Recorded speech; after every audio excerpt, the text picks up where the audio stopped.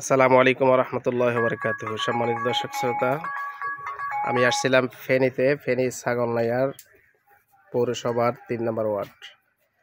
একটা সময় আমি এখানে এদের মসজিদে যেখানে আসছি, এই মসজিদে আমি 8 বছর অতিবাহিত করে গেছি।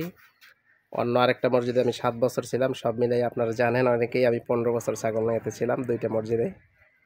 তো আমার এক মুসল্লির ঘর ছিল, এটা ছিল মাটির ঘর। তো মাটির ঘর যখন পানি পেয়েছে, আপনারা সবাই জানেন যে মাটির ঘরে যখন পানি পায় সেটা আর থাকার কথা না। এটাও একই অবস্থা, মাটির ঘরে যখন এই পানিটা লেগছে, লাগার সাথে সাথে সেটা একেবারে মোমের মতো করে পড়ে গেছে। তাহলে আসলে এরা থাকার মতো এখন আর এখানে পরিবেশ নেই।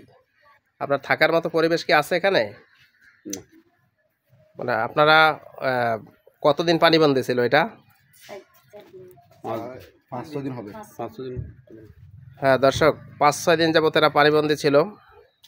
তো বিভিন্ন মাদ্রাসার 4তলা 3তলা 4তলা যে ভবনগুলো, স্কুলের যে ভবনগুলো ছিল, ওইখানে তারা এলাকাবাসী সবাই অবস্থান করছিল। তো একটা সময় যখন তারা নিজের জীবন বাঁচানোর জন্য অবস্থান করছিল ঠিকই, কিন্তু পানি যখন নেমে গেছে, আনন্দে সবাই বাড়িতে ফিরে আসছিল। বাড়ি ফিরে আসার পরে দেখে যে তাদের ঘরগুলো এরকমের মাটির সাথে একেবারে বসে গেছে, তখন তো তাদের দুঃখ দুর্দশা আরও বেড়ে গেছে। তাদের আসবাবপত্র কোনো কিছুই তো বাঁচাতে পারে নাই। এমনকি এই পানিটা তো আপনারা সবাই জানি যে হঠাৎ করে পানি আসছে। পানি আইসা সব কিছু ডুবিয়ে ফেলছে। তাদের কাপড় চোপড় আসবাবপত্র কোনো কিছু সরাতে পারে নাই, এবং সব কিছুই নষ্ট হয়ে গেছে। এদের যা কিছু জীবন ধারণের জন্য যা কিছু দরকার, কাপড় চোপড় আসবাবপত্র থেকে সব কিছু নতুন নতুন দরকার। হ্যাঁ, কোনো কিছুই আর অবশিষ্ট নেই।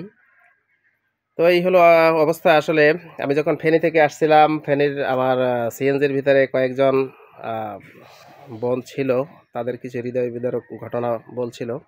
আসলে সেই হৃদয় বিদারক ঘটনাগুলো যখন আমরা শুনি, আমাদের সবারই মনে অন্তরে নাড়া দেয়। খুবই খারাপ লাগছিল শুনতে। তো এটা দেখে, এই অবস্থাটা দেখেও খারাপ লাগতেছে। আপনাদেরকে আরও ভিডিও দেখাবো। আপনাদেরকে একটা ভিডিও আমি করলাম শুরুতে, আমি মাত্র এলাকায় প্রবেশ করেছি, একটা ভিডিও দেখাচ্ছি। বাকি ইনশাআল্লাহ আরও অনেক বাড়িতেই যাব, সবার সাথে একটু সাক্ষাৎ করব, যেহেতু অনেক দিন ছিলাম।